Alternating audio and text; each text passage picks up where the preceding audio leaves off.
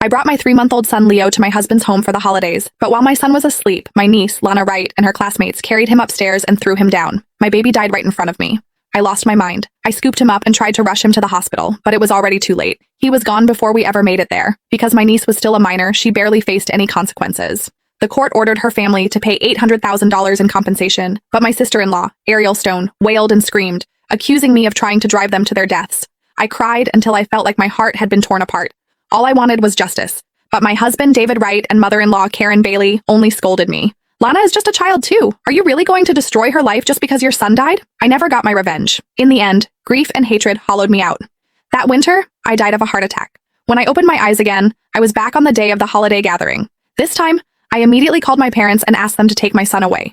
But even then, my niece still threw a baby from upstairs. I had just sent my son away and stepped into my mother-in-law's courtyard when a loud crash exploded beside my ears. Bang! A baby, wrapped tightly in a blanket, slammed onto the stone tiles. I stood frozen, then slowly looked up. On the second floor, my niece shot me a defiant look before turning and running away.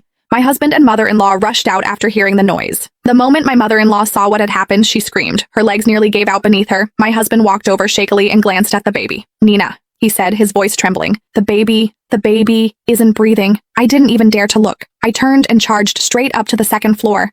My niece had locked herself inside her room.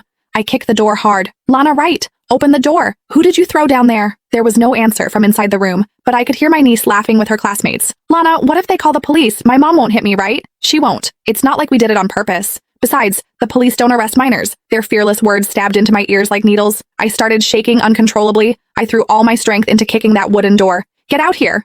Do you even understand what you just did? This is murder." My husband, who had come up a step too late, quickly grabbed me. His eyes were red as he said, "Nina, calm down. Don't scare them." I stared at him with hatred in my eyes. He had been exactly like this in my last life too. Our son had died, and he was still worried I might scare his niece. My mother-in-law wiped her tears and said, "Lana went a little too far this time, but Nina, don't push it too much. Leo was only 3 months old. He's gone, and that's that. You two can try again and have another baby." I went completely still. It took me a few seconds to realize what she meant. They thought the dead baby was my son, but I had just handed my son over to my parents. So who was the tiny body lying downstairs? My husband came upstairs and wrapped his arms around me. "Nina, I swear I'll get justice for Leo," he said. "But Lana is still young. She doesn't know any better." Before he could finish, I shoved him away. "What do you mean she doesn't know any better? If she's that clueless, why doesn't she jump herself?" Then I grabbed a chair and smashed it hard against the door. The wooden door rattled violently, shaking so hard it felt as if the whole house was trembling with it. "Lana Wright, get out here. If you don't, I'll break this door down." Why should she get to kill someone and act like nothing happened? Even if the baby who died today wasn't mine, I was still going to get justice for him. When she saw how hard I was smashing the door, my niece shouted from inside, "Stop! If you keep hitting it, I'll jump." I was panting from the effort. I turned, rushed into the kitchen,